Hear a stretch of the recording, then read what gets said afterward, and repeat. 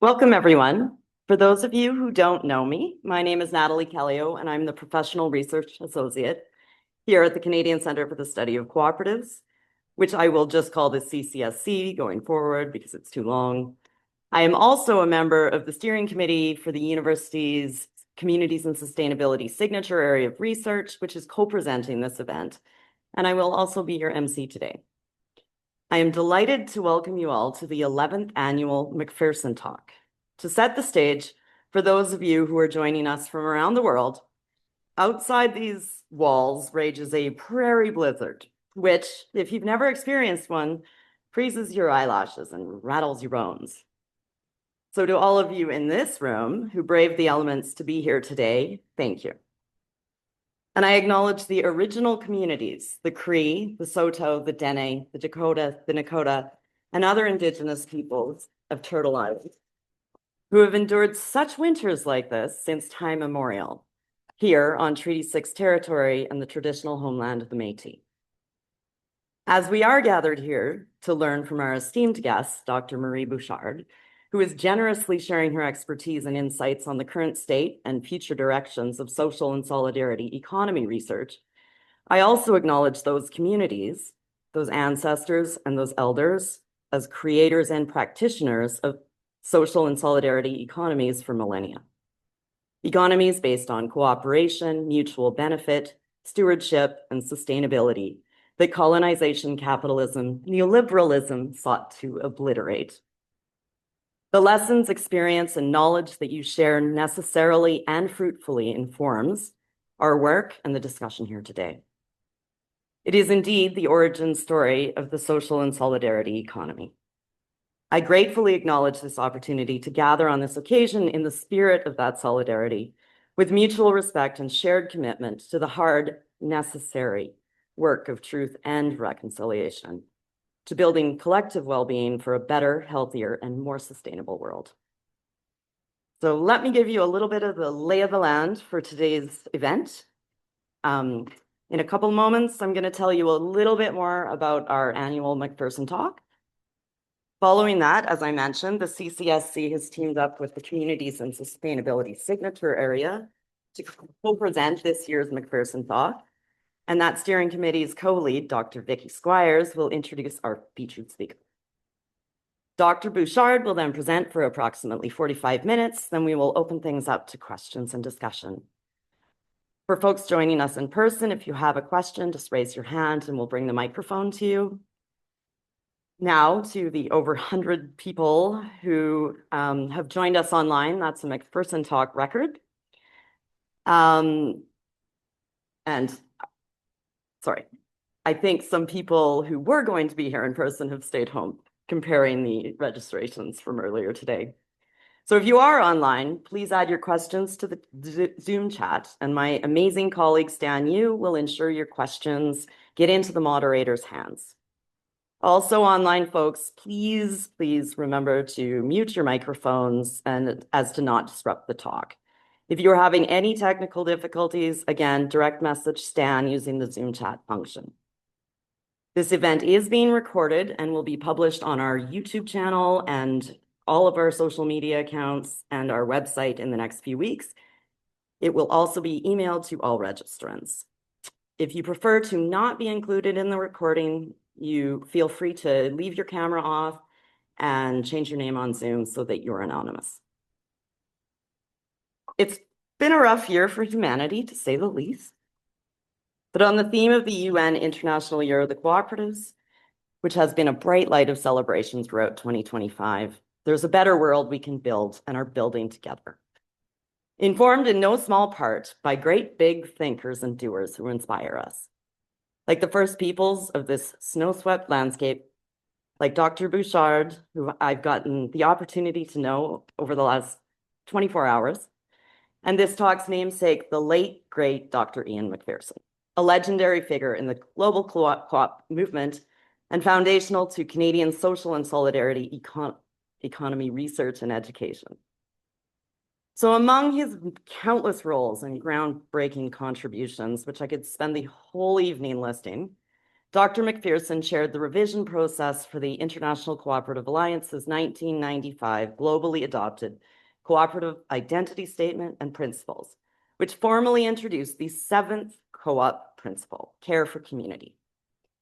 As he wrote later, a cooperative's engagement with its community is not a frill. It is an important part of cooperative distinctiveness. It means that co-ops cannot ignore the social consequences of what they do. It means they have a responsibility to care for the communities in which they exist, both in what they do and how they choose to do it. It is a duty, a way of doing business, and a way of building cooperative possibilities. It is that principle that lies at the heart of the social and solidarity economy. A man dedicated to building cooperative possibilities, Dr. MacPherson was a historian and activist who personified that bridge between scholarship and practice. And annually for the past 11 years, the MacPherson Talk has featured a scholar or practitioner of importance to the co-op movement who builds on MacPherson's legacy as the model of community-engaged academic. Thus, it is fitting that for this talk on this topic, that the person who introduces our esteemed speaker and the speaker herself are also both models of community-engaged scholarship and practice. Amongst her many roles, Dr. Vicki Squires is Associate Dean, Research Graduate Support and International Initiatives, and Professor in the College of Education's Department of Educational Administration. She is Chair of the University of Saskatchewan Council and co-lead of the Communities and Sustainability Signature Area, which I spoke of earlier. Vicki, over to you.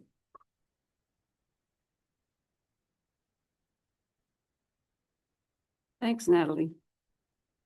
And thanks for your great support as always. First, a few words about communities and sustainability. For those of you who don't know, a few years ago, the university underwent a renewal process around our signature areas of research to, in the words of our VP Research, Dr. Baljit Singh, align our research resources, organize our interdisciplinary and transdisciplinary work, and uplift areas of research excellence. Out of a merger of complementary pitches, communities and sustainability emerged as one of the new signature areas. Built on the deep understanding that everything, relationships, communities, and natural systems, is interconnected, and upon principles of cooperation, reciprocity, and mutual respect, this research area takes a strengths-based approach to academic and community partnerships focused on collectively solving challenging problems through building and maintaining all our relations within and among human and other natural communities in a good way. Marie's work on the social and solidarity economy exemplifies the raison d'etre of communities and sustainability, and I'm delighted to introduce her, as well as offer immense thanks to Marie for flying across the country in the middle of December. And you landed yesterday, but who knows when you're getting out, to be here with us for this special event. Dr. Marie J. Bouchard is a professor emerita at the Université de Québec à Montréal, specializing in social and solidarity economy and social innovation. Well, there's not enough time to name all of her roles, contributions, and accomplishments. Here are a few. Dr. Bouchard held the CIR-IEC International Presidency of the Scientific Commission on the Social and Cooperative Economy for more than a decade, Canada Research Chair on Social Economy, and Chair of the Committee for the Promotion and Advancement of Cooperatives Technical Working Group on Cooperative Statistics. She is an emeritus member of the Centre de Recherche sur les Innovations Sociales, or CRISIS, and a consultant to the International Labour Organization, ILO, and the United Nations Task Force on the Social and Solidarity Economy.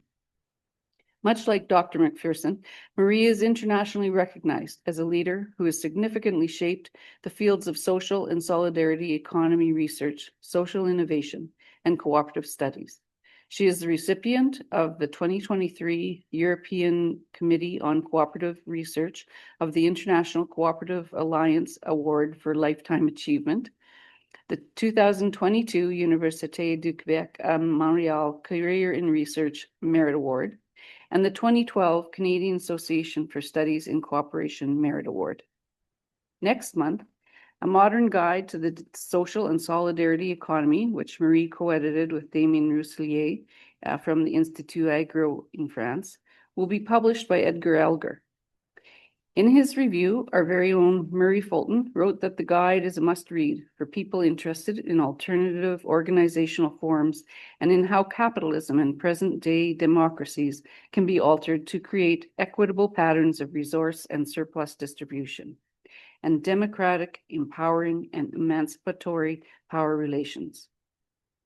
We've already put in a purchase request with our library, or you can pre-order your copy now. There are flyers for you to take home or scan. And for those online, Stan will put the link in the chat. Now, Marie, the floor is yours.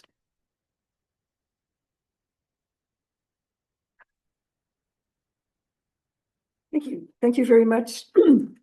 Thank you very much, Vicky, for this introduction. Thank you for inviting me to this speech. When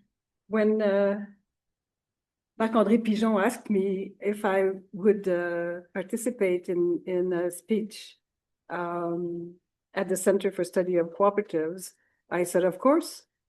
And then he said, that will be on the 17th of December. And since I had been previously here, it was January of some year. Well, I appreciate that again, I'm being welcomed with a lot of snow and a lot of warmth at this center, which is characteristic for this cooperative spirit. So thank you for this invitation. It is really an honor for me to give today an Ian MacPherson talk. I first learned of the existence of this center, the Center for Study of Cooperatives, in the middle 80s, when two guys stepped in. The other research center I was in Montreal said, we created a center here in Saskatoon on cooperatives. That was that, Axworthy and David Laycock. Yeah. So I was busy writing my thesis on social economy, and we were talking about cooperatives. But in those days, not many people talked about social economy, except people coming from Quebec or from the other side of the Atlantic. That changed.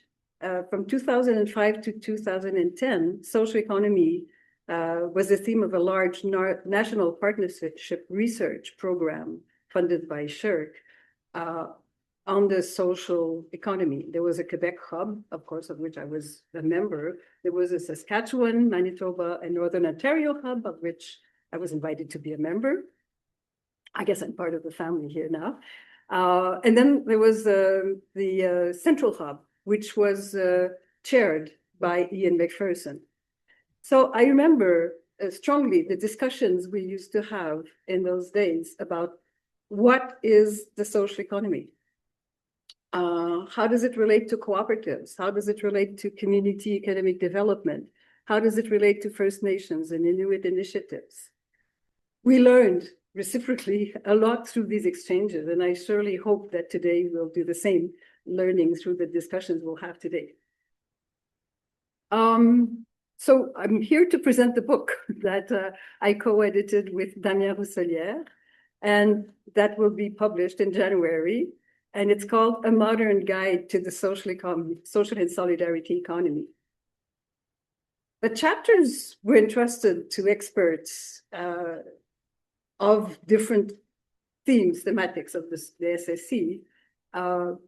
And when we were very surprised when we received their first draft of their contribution, where each author or group of authors would start their chapter by defining the social economy, or the social and solidarity economy, which was the very title of the book.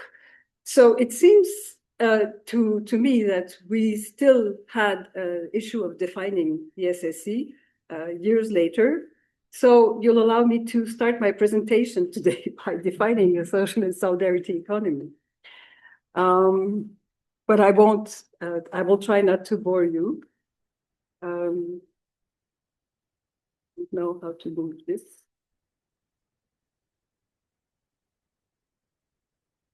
Can you change slides? Ah, there you go. Thank you.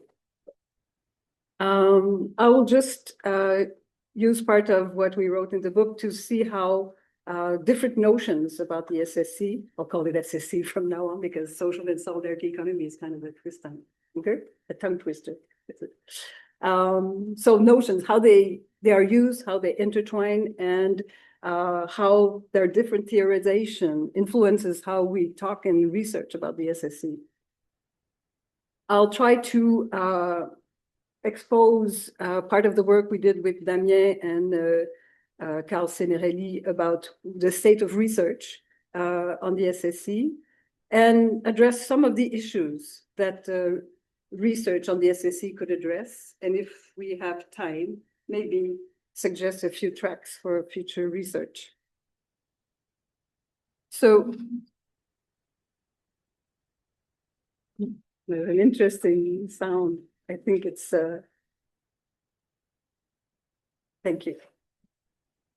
Concepts. So the various notions with Marthe Nissens, we thought it would be important to start the book with a chapter that exposes some of the notions, the words that are in usage about the social economy. What is it? What is this third sector, a sector between conventional private economy and the public economy? Well, it is a set of values. There's a substantive definition of the SSC as values and principles. It is also the group of enterprises and its ecosystem that implement these values and principles in economic activities. That would be a statutory definition. But it is also a scientific field. Well, let's hope it is. I think it is. It's in growing phase. I will not go back to the thinkers of early classical economy and critics about classic economy, but or to expose, how the counterpoints were the contemporary counterpoints with heterodox economics. I will just take a few basic concepts that are used to describe and talk about the SSC. 5 terms: the nonprofit sector, the social economy, solidarity economy, popular solidarity economy, economía popular solidaria, social enterprise. They share similarities, but they also contrast in how they explain a particular dimension of the SSC and the specificity with regards to the rest of the economy. So each of these concept sheds a light on the SSC. The nonprofit sector exposes how we can understand the idea of doing good for others, so altruistic behaviors. It's associated with charity, philanthropy, voluntary groups. It's mostly present in Anglo-Saxon societies as a concept. And the main feature that we can extract from this approach is the nonprofit distribution constraint, which is shared by most, if not all, SSC entities. The theory behind the nonprofit approach is really the neoclassical economics, providing explanation for their existence through market failures, public failures. And in the same stream of thought, we see philanthropic failures explaining the necessity for a welfare state. So these discuss among each other. But these theories are forcibly under-socialized, and they do not explain the collective impetus, dynamics, the institutional context in which these, and the political dimensions of the SSC. Also, most cooperatives are out of the scope of the nonprofit sector conception, as they practice limited, if not totally restricted, distribution of surplus. So social economy appears mostly in Latin language countries, including French, Portugal, Portuguese, Spanish, Romanian. It stems from basically France, Belgium, Europe, where worker associationism influenced by labor movements and rural movements, captured a reaction to the industrial development, the generalization of capitalism in the development mode. So social economy groups, associations, mutual societies, and cooperatives. These are organizations that explicitly recognize social and political dimensions of the economy and their functioning rules. So social economy can be seen as a fundamental critique against the dominant capitalist economy. The main distinctive feature of the social economy will be the democratic governance. And democracy here is perceived versus particularism and paternalism of philanthropy. So we're not the worthy poor, we are organizing ourselves and we're doing it democratically. So that's why for the longest time, foundations were not conceived as part of the social economy, but foundations evolved. The theory, I won't give you a full course of theory because you'd be out of here very quickly, but let's say that we can inspire both from Marxist approach and functionalist approach, showing how these groups emerge from struggles, social struggles, provoked by the changes in the economy, the generalization of market, industrialization. So associations are formed through this reaction, but then they reorganize their activity, an important activity to them, into an enterprise. So they are collective entrepreneurs, and therefore they will tend to organize an enterprise that needs to survive in a dominant economy that is not itself a cooperative or a social economy. These organizations evolve and are submitted to isomorphic pressure with the following risks of market commodification or demutualization or institutionalization, being captured by the public sector without the public sector working conditions. So these are the risks that the social economy goes through. In the 1970s, there was a new wave of social economy, not only here, in different parts of the world, that was calling for a more political critique of the economy. So this is when the solidarity economy stream was born, basically, as a critique of the denaturalized social economy, not the part that was still alive, but the part that had a tendency to denaturalize. So these new grassroots initiatives were anchored in a much broader social movement, environmental, feminism, life conditions.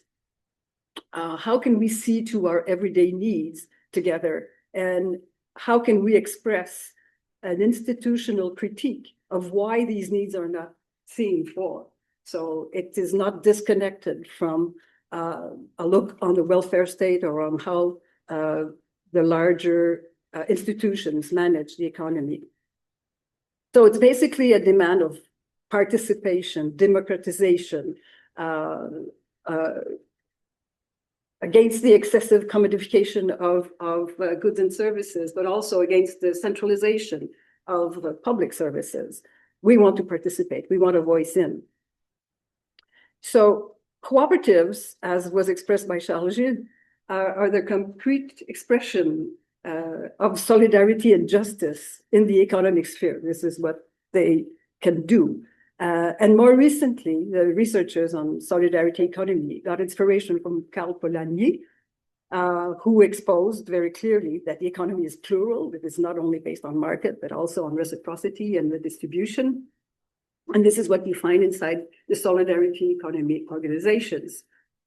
They do participate to market, but they are oriented by the reciprocal links of the members of the association, and they have a call to the state to not abandon the poor to the poor and to keep being present. And so beyond the legal forms that characterize the definition of social economy, the solidarity economy sheds light on the effective democratic practices internal to the organization, as well as the external dynamics namely to counter isomorphic pressures. Economía popular y solidaria, I'm saying it in Spanish because it emerged in the global south, Latin America, namely. This concept is rooted on a larger debate about informal work, informal firms. It is not just informality, because that would not suffice to describe it. Economía popular y solidaria is a critique, again, against the rationalities of the economic activities. And it tries to capture the rationalities of workers, of family relationships, primary solidarities, aiming at fulfilling the reproductive functions. It's very feminist, socialist type of economy. The main distinctive feature, the collective and democratic forms of organization, very horizontal, oriented toward income generation for their members, but as well as to broader social benefits, so such as solidarity economy. It asks for the presence of institutions to support the economy. The theory about this type, it defines a mode of production, distribution, and consumptions of goods and services associated with the logic of reproducing life rather than capital, the buen vivir. So it's anchored in the valorization of labor and social fabric to satisfy use values. Another economy is possible. Otra economía es posible. However, popular economy covers a wide variety of initiatives, and because of its informality and the networks, it has a difficulty to shape a clear, unified project, which is probably good in a way because it can adapt to all kinds of situations and culture, but it's challenging the movement to materialize a voice. Social enterprise is a more newer concept. It's much less stabilized, much less well theorized in a way, but it's a necessary concept. We see it emerging in the 1990s, simultaneously in North America as well as in Europe, referencing to a set of entrepreneurial initiatives that seek to achieve social goals. So that's a large definition. A lot will take place within the social and solidarity economy field, but sometimes that's its fringe. So we see a hybridization of the traditional social economy forms into quasi or social enterprise. And the term, when we look at where it is used and how it is used, we find that it's often used, for lack of a better term, that translate social and solidarity economy enterprises. So it's faster to say social enterprises when you translate it in Taiwanese or another language. So the main distinctive feature here is a hybridity of the economic forms. Many, as I said, are social economy features with something more market, or non-social economy enterprise with some social economy features. So it's these hybrids. Various categories of social enterprises exist, even within the same geographical space. If you look at numbers about SSC in Europe recently published, you see that even where there's legislations or labels of social enterprises, they're defined differently from one country to another. So it's much less stabilized concept.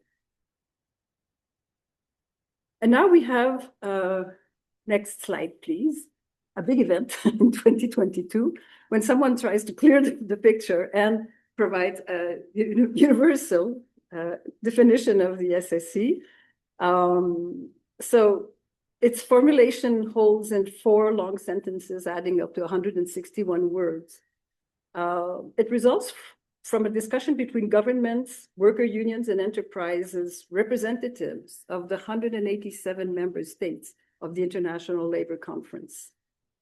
I think it lasted 2 or 3 days, these discussions. So the tripartite governing body of the ILO, the International Labour Organization, voted a resolution. This is just the section about the definition. The resolution has more chapters. And that was adopted in 2022, and the same definition was adopted a year after by the United Nations General Assembly. So basically, it includes cooperatives, associations, mutual societies, foundations, social enterprises, self-help groups, and other entities operating in accordance to the values and principles of the SSC. So here we have a very open definition.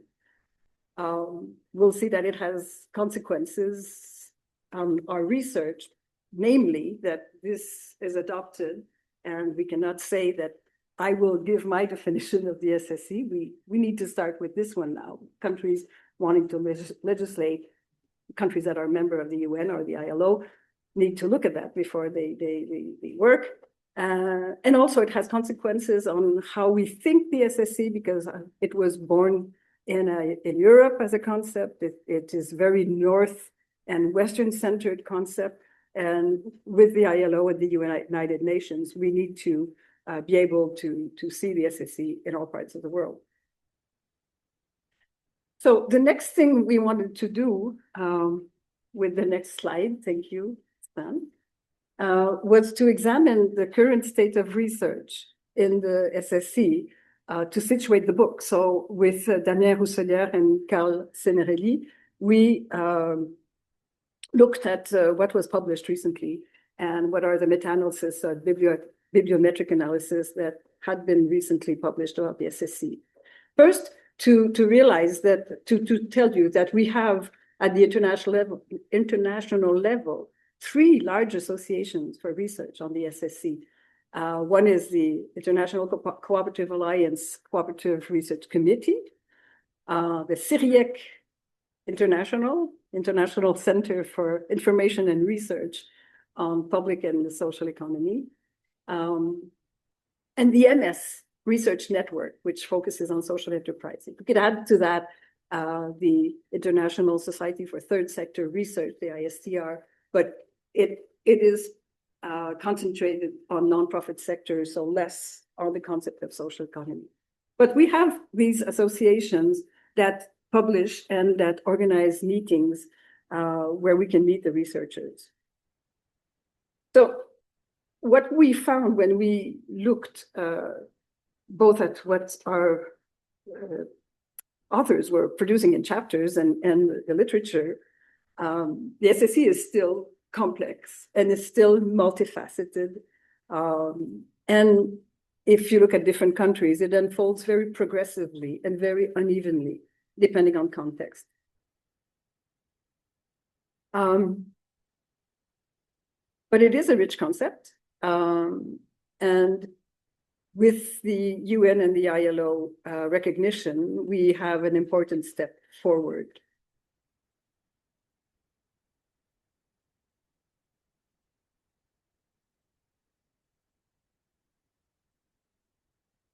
When looking at the literature, we see that there is a very dynamic community of researchers. We publish a lot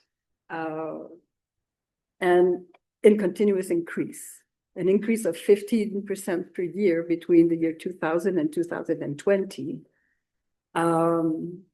It's faster growing than the average in scientific literature. And the number of publication, which doubles about each year, grows faster than those on the nonprofit organizations, but less than those on social enterprises. So we are in between these two trends. Still, there's very few publications on the SSC that are in non-specialized journals. So we created journals on the SSC, and we publish in these journals on the SSC. There's a geographical, disciplinary, and thematic concentration of research, but it is in the process of expanding. Collaborative networks as well are very geographically concentrated in Latin America and Western Europe. and they're relatively self-supported. So we coach each other, we work with each other, but we're relatively self-contained.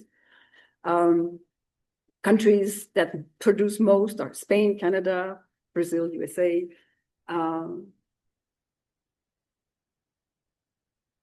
Few journals with a high impact factor. So we're not part of the conversation in disciplines. Main language are English, but then next is Chinese. So we see that, well, I guess that's the case for a lot of scientific domains, because there are a lot of Chinese people publishing. But it's still interesting because we see different ways of addressing what is the social economy. So this concentration of researchers and languages and geography and journals suggests a very self-supporting and independent research community, which we can say is typical of an emerging field. The theme concepts and disciplines are still mainly related to economics, administrative sciences, and social sciences. Cooperatives are gaining from a new wave of studies. So that's quite interesting, namely on worker cooperatives. And the studies in the field of environmental sciences is also growing. So in short, we have a favorable context for research because we have international attention. We have a dynamic but fairly self-centered scientific community, and a disciplinary field in full swing, but still in the process of defining itself. Some issues. I don't know how I'm doing with time. Good. Taking from the authors, again, of that publication, this upcoming publication. This is a teaser, of course, for reading the book. I'm not going to give you all the secrets of that book. Just want to share some of the issues they flashed in their contributions. A first set of remarks has to do with the hybridization of the organizational forms of the SSC and their evolution. We can ask, what impact the recognition of the SSC will have on each components of the SSC, such as cooperatives. If we have recrudescence of laws on social economy, will that impact the cooperative laws, or will we have two types of cooperatives, some of the SSC and some not of the SSC? So this is a question we asked 3 jurists to address. And they reassured us right now, from what they can see, there's no impact on the SSC laws do not exclude cooperatives, and the way they are formulated do not contradict how the cooperative law is generally formulated.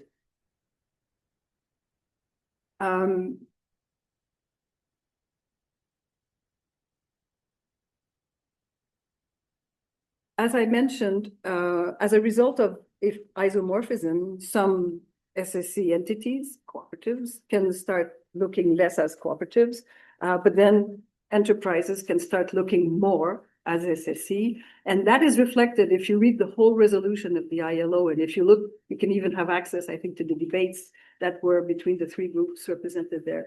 We can see that the mainstream economy really would like to be social economy as well, in a way. And we can see that it's hard to accept that we'll have a distinct sector from the mainstream economy. So these hybridization are going in both ways, and that is a challenge we need to study. We need to research this to understand what's going on. Not to say that it's necessarily negative that the mainstream economy wants to be more social, but is it possible? Is it realistic? And is it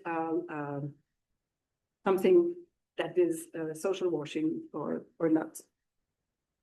Networks, ecosystems, internationalized cooperative, new forms of cooperatives, social and multi-stakeholder cooperatives, community-oriented philanthropic foundations, market-oriented nonprofit organizations, community-owned member as investors, businesses, social green labels,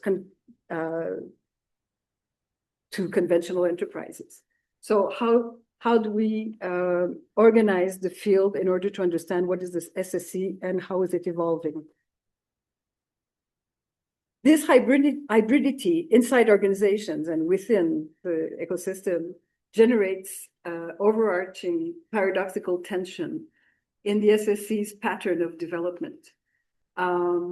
They're usually born from grassroots initiatives, but they require public support and legislation to leverage. The governance is accountable to members' needs and aspirations, but it evolves in a business environment. The specific financial schemes and growth patterns of the SSC need to be adapted when they scale while still wanting to preserve social values. So all of these tensions need to be studied and looked at when we look at the SSC. For example, in their chapter, Roger Spear, Madeg Leguernic, and Chris Conforth focus on the necessity for social economy board members and managers to embrace a dynamic of tensions between the various logics that traverse that run through the SSC, and for which governance appears to be pivotal. There's also a rapid emergence of new innovative organizational practices and new forms of economic exchanges that are not called SSC, but that share the values of the SSC. And they may even eventually question the legal definition of the SSC or its perimeter or scope, such as circular economy, sustainable economic circuits. They do give primacy to the creation of social values. They're rooted in local economic circuits. Do they introduce SSC organizations or leave them out? Commons and commoning. So those are relational practice saying that long-term accessibility to resources, patrimony, they adopt collective forms of ownership and democratic modalities of governance, but more direct, more horizontal, sometimes based on deliberation and consent. That can be challenging for straightforward cooperative governance. The existence and sometimes re-emergence of organizational forms and practices that can contradict the opposition between public and private spheres, such as the intentional communities exposed in the chapter by Michel Lallemand and Damien Rousselière. That can be very inspirational for the SSC.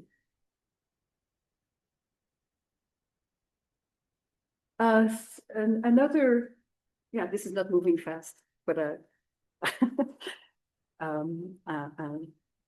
the second is the performativity of the representations and conceptualization of the economy. That was addressed in quite a few chapters. We are stuck with the ideas and tools that are made by the mainstream economy, and we use them as we practice management, as we finance, as we grow and develop, as we ask for public policies or are addressed by public policies. So SSC often struggles with the constraints, these constraints of having these tools that come from the mainstream vision of the economy, and that exercises isomorphic pressure, bringing risks of losing their specificity. Tools, instruments, and policies can, on the contrary, be reframed by the SSC distinctive characteristics. This could nourish our imagination, says Catherine Gibson, about an economy other than a capitalist economy. Can we get contaminated by these ideas and generalize a new vision of the economy? So in terms of public policy, Rafael Chavez and colleagues noticed that for the longest time, we have public policies, when we have one, directed at the social economy. Could we see also a second generation that is starting to show up of policies where social economy is part of a policy, but addressed to the rest of the economy? So then we can start seeing, do we perform differently than the mainstream economy with regards to the same objectives of a public policy?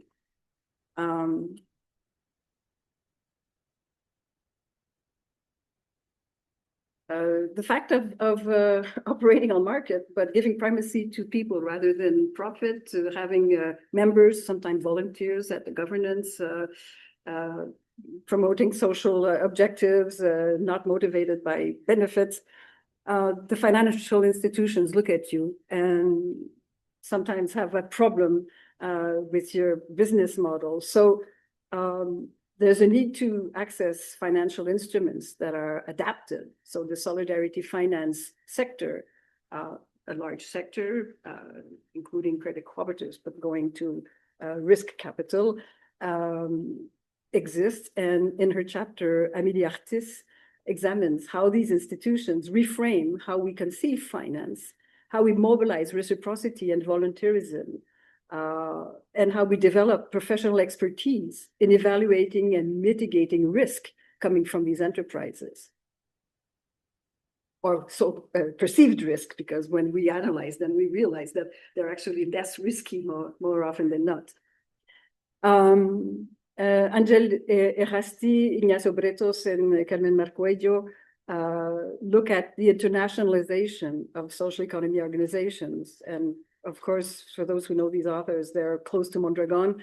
And how do you remain cooperative? How do you maintain a cooperative sense of values when you're internationalizing? And there's been a lot of critiques around the Mondragon expansions in many countries, but they look at the different ways the cooperative can counteract to the degeneration of its cooperative values.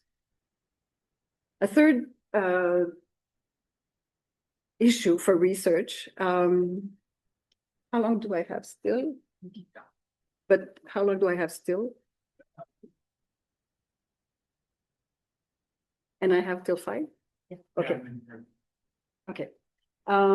So the institutional recognition of the SSC, we hear it a lot when we travel in different places for international conferences since 2022. And we have politicians being very proud that we have this recognition. And then they are saying, you know, now we can save the world with the SSC. So there are high hopes and high expectations on the SSC, combined with a lot of critics coming sometimes from the internal world of the SSC that we're not doing enough. We're too involved in market activity. So there's high hopes and internal critics. So how do we manage to see to the future of the economy with the SSC contributing? You mentioned, Nathalie, that we're living a very somber period in the life of not only the economy, but society and politics. I guess we'd say the world is in a systemic shock. And the magnitude of these shocks is still something we're fearing every morning when we read the newspaper. And we're kind of realizing that responsible capitalism will not happen. Well, we could still hope, but we're still waiting for signs that it can. But meanwhile, there seems to be very, very little attention left for other forms of economy, of how to work together, how to live together. And we have to try to research more how this SSC, the role it can play in the current period, what avenues are available. Looking at the book, when I reread the chapters, I figured, well, you know, three possible avenues. One, because we have this international definition, we have a community of researchers that is getting stronger. We can consolidate the distinctive identity of the SSC, its promotion, its development at a larger scale. And that could help to compensate the neoliberal order and instill the values of the SSC throughout the economy.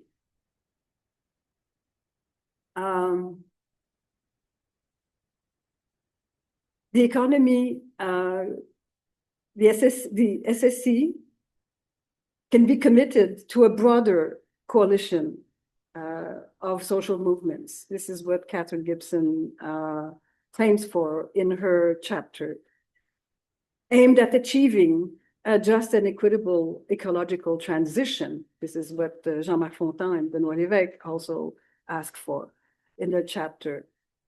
Or even more radically transforming the civilizational order. Those are big words. That's a big challenge. So is the SSC capable of envisioning something so ambitious? Or it can keep on following these two tracks, which Jean-Louis Leville criticizes. You know, we have the social economy that is too much into the market, and the solidarity economy that should be more important in the values and the policy. But we can imagine the SSC will keep on following these two tracks, and we'll still have a more institutionalized social economy and an emerging SSC that will probably be contesting or challenging the institutionalized. So these three trajectories are possible. I don't have much more time.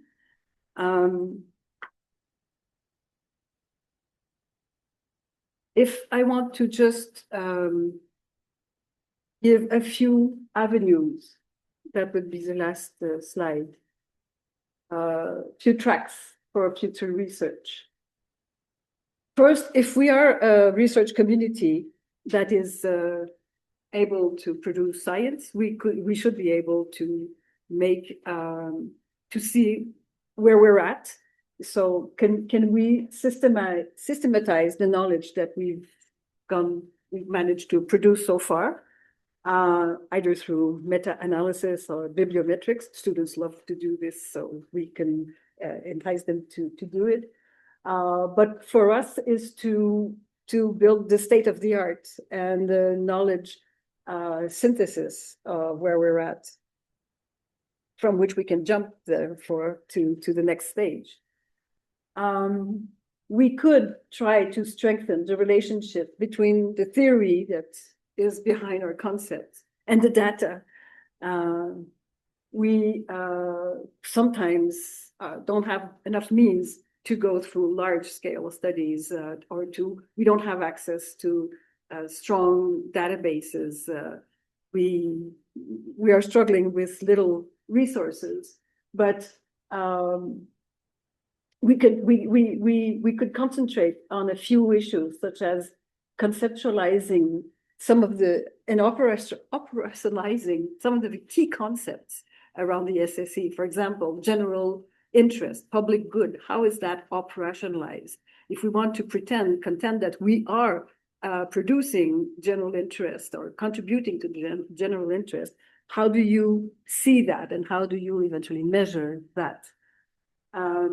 We need to expand the scope of our studies. We're too concentrated in the Western part of the world. But then again, it's very, very difficult to have access to other parts of the world when we do research.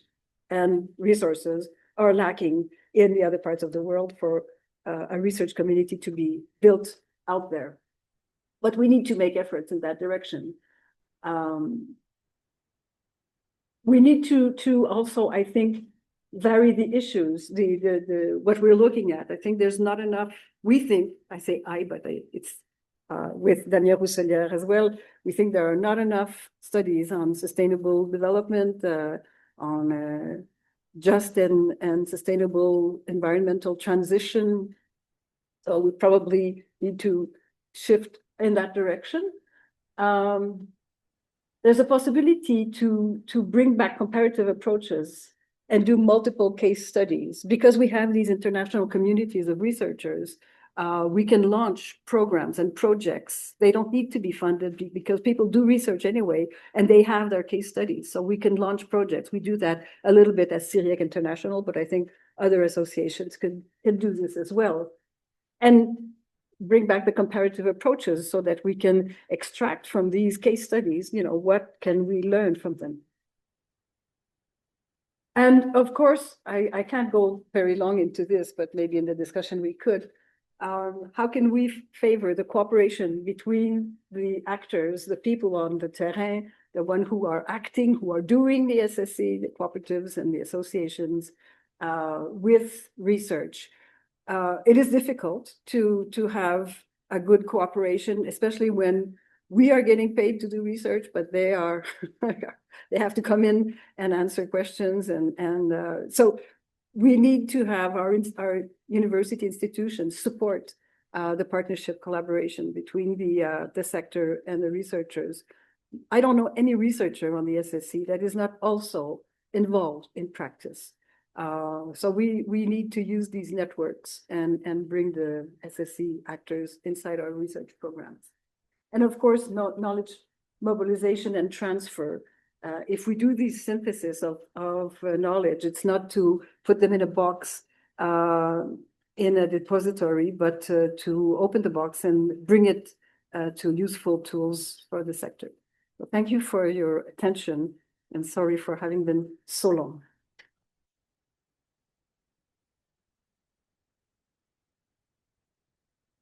Thank you. Thanks so much, Marie.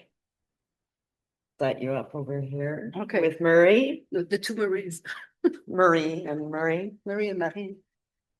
My head is spinning with ideas. One thing I think we aspire to do all the time at the CCSC and in communities and sustainability is that co-production and to work with people who are practicing. So we will keep striving towards that. We're going to jump right into the Q&A.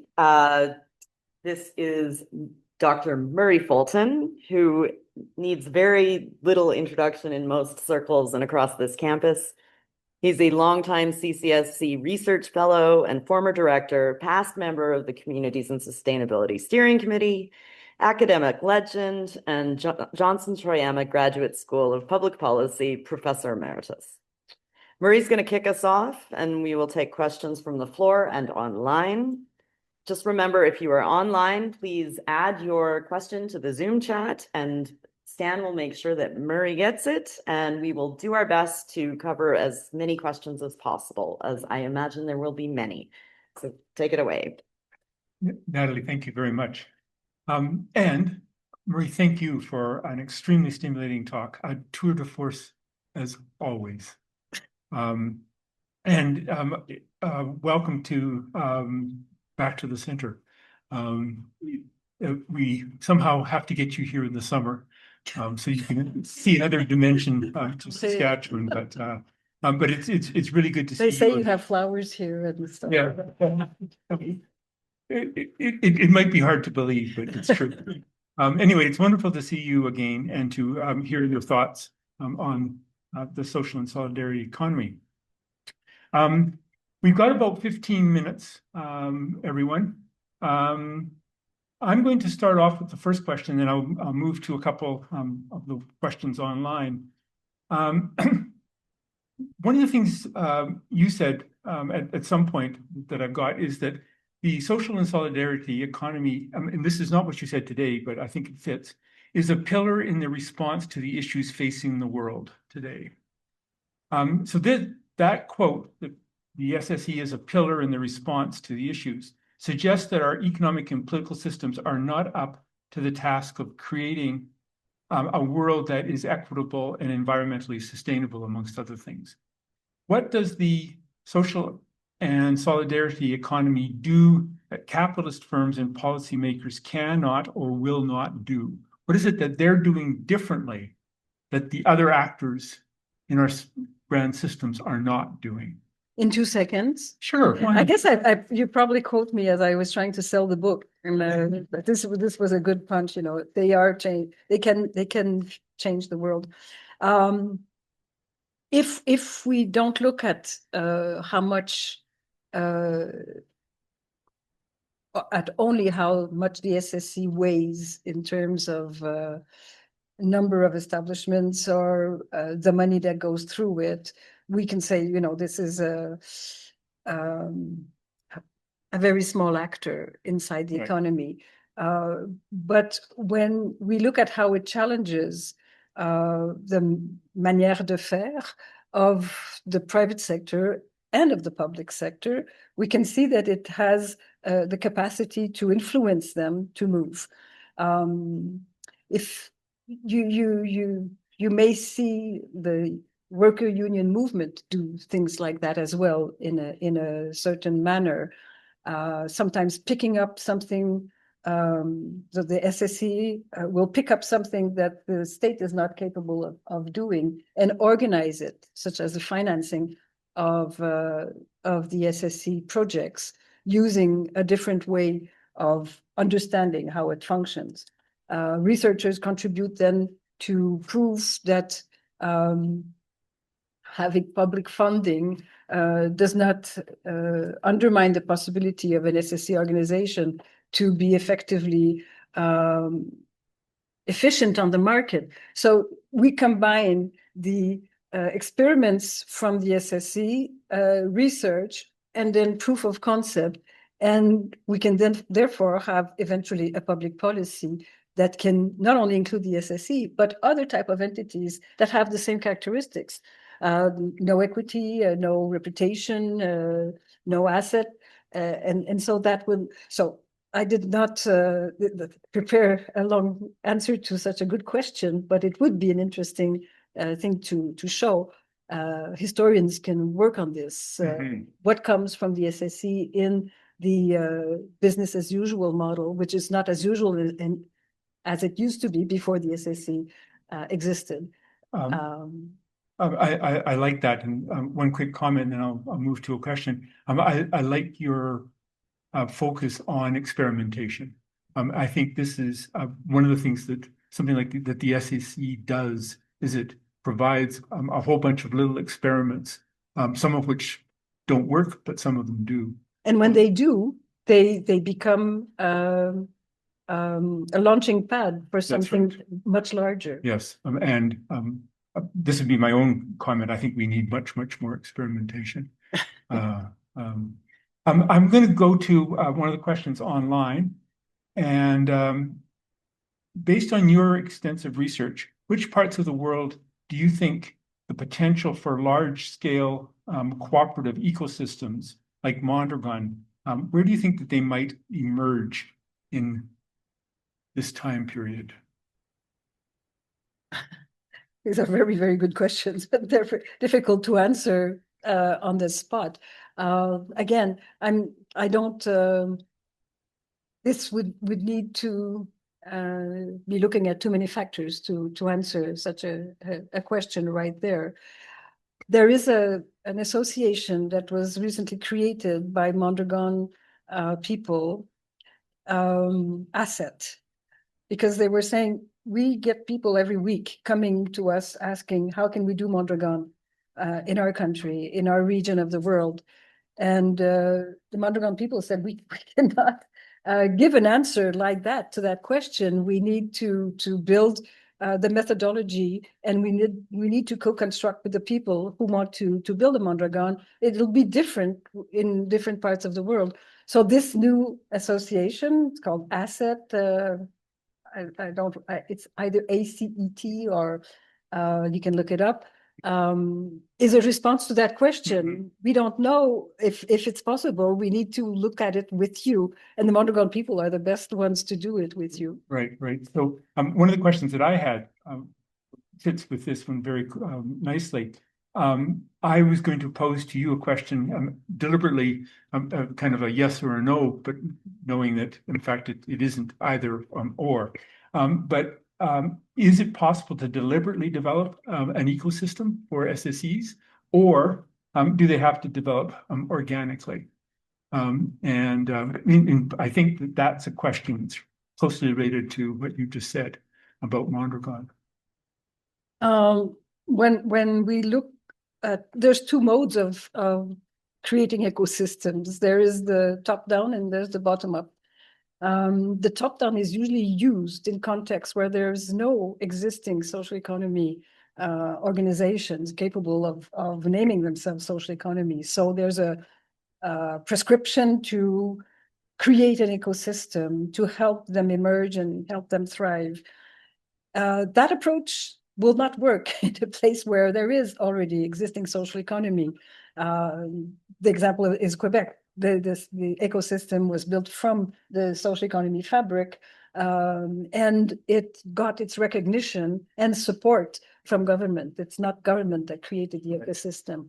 So when you look at OECD documents or European Commission documents, you will find this approach of a top-down for countries where they want to stimulate the creation of a social economy sector, and they try to find, by observing social economy ecosystems, existing social economy systems, what is needed. Sometimes it's it can look like a technical approach, administrative approach, and looking at it as a social innovation system rather than an ecosystem in which the relationships between the social economy and the supporting environment, this is what usually is understood as an ecosystem, is participative with the social economy, where there's democratic instances governing these parts of the ecosystem by social economy actors, which is usually what seems to be missing from the top-down approach. But again, if you don't have a social economy actor, you cannot ask that actor to be part of a governance. So, and that participation, you talked about having that kind of participation between the researchers and the practitioners, the people in the SSE. I think you're also then talking about that need to have that same, a similar sort of relationship between the people in the SSE and that supportive environment as well, which may be academics, but it may be people in government, it may be people in other. When you look at an ecosystem, you can see an actor move from one sphere to another. Yes. The same person or same title or type of actor move from one part of or the other. It's not so much closed and with only one door to go from one to another, which make them difficult to analyze and make them difficult to formalize because they are moving. And maybe one aspect of ecosystems that we suggest in the chapter, we write about that in the book, is that it takes from a natural analogy, the ecosystem of the biosphere, but it rarely includes nature. So it's a new field of a stream of research and writings about ecosystems in the SSE, but it rarely takes account the fact that if we're talking about ecosystem, we should be able to have nature. And of course, when you're used to having governance instances where there's people talking and people having rights to talk, and you have environments and fish and birds and maybe snow that don't have a representative to talk about themselves, you need to create an ecosystem. You need to understand the ecosystem differently. Right. So that's probably something that needs to be done in the future. Yeah, nicely put.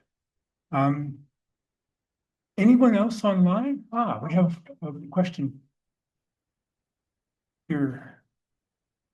Sorry, I hope this question is not completely off track, but something that you didn't mention, but it really came through the talk, is kind of like the cultural impact of SSEs in kind of like challenging this, what Mark Fisher calls like capitalist realism. And I think you said something along the lines of like another economy is possible, referencing the another world is possible. And I wonder if any of the chapters dig into these kind of like ability of SSEs in impacting the world impacting the way that people perceive of what's possible with the economy or what it is, that there's no replacement to extreme deregulated capitalism. Any thoughts? Yes, thank you for the question. I think it goes both ways. Culture influences the SSE and SSE influences the culture. Of course, we all know how the SSC was not invented by us, but it was invented by anyone in any situation with a need that could be met through a collective solution. And so how communities think their solution and how they think it collectively immediately gives a cultural content to the SSC. So of course, if you look at the SSC in different parts of the world, you will see that culture influences not only what emerges, but how it is taken into account. Once you have SSC in your country, of course, it's difficult to have a culture that ignores it unless you're really trying to ignore it. And this is a question I guess everyone can be asking, who knows if you're inside a SSC structure or not? Does the SSC transmit the culture through its relationship with consumers, with the workers, with the environment, with other SSC enterprises? So I don't have an answer of examples of how the SSC changes a culture, but I know that coming from Quebec, when we travel a little bit, people say, "Oh, you come from Quebec? There's SSC there," and so it probably influences how we talk about the economy, how we think the economy can change. The chapter of the book by Catherine Gibson, I think you will certainly like, and the chapter on the SSC in the Global South. There's 2 chapters that will probably interest you. I think we're at our time. Thank you everyone online for staying with us throughout this. Thanks everyone here in person. And Marie, thank you once again. It's a real pleasure to see you and chat with you. Yeah. Before we rush off, I just have a few announcements, as I always do. Thank you both. That was amazing. You're nourishing my visions of an alternative to capitalism. So good job. I forgot there was a snowstorm outside. So on behalf of all of us at the CCSC and Communities and Sustainability, huge thanks, Marie. That was incredible. And I am delighted that you were able to make it. And Thank you. I hope it was worth it, because it was for us. Before everyone rushes off, some quick announcements. Stan's going to pop the links into the chat as I talk about these things. You do not want to miss our next co-op conversation on January 7th at 12 p.m. Central Standard Time. It features Inuk leader and co-op legend, Mary Niglulunguk,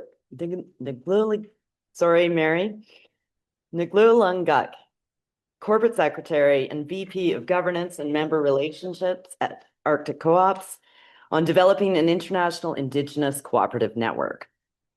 Also, we have extended Community Powered, Celebrating Canadian Cooperators, which is our museum exhibition collaboration with the Diefenbaker Canada Centre here at the University of Saskatchewan. And it will continue now until April 18th. It was slated to end this weekend, but we've extended it. So delighted to share that. They have also launched an online version of the exhibition. We haven't done the big bang launch yet, but Stan's going to pop that link into the chat so you can check it out from wherever you are. Also, one of our partners in Canadian Communities and Sustainability is the Canadian Centre for Rural and Agricultural Health, and they are currently accepting proposals in all areas of health, safety, wellness, and well-being of agricultural, occupational, rural, and remote people, workers, and communities. Very broad spectrum for their 8th International Symposium on Safety and Health in Agricultural and Rural Populations.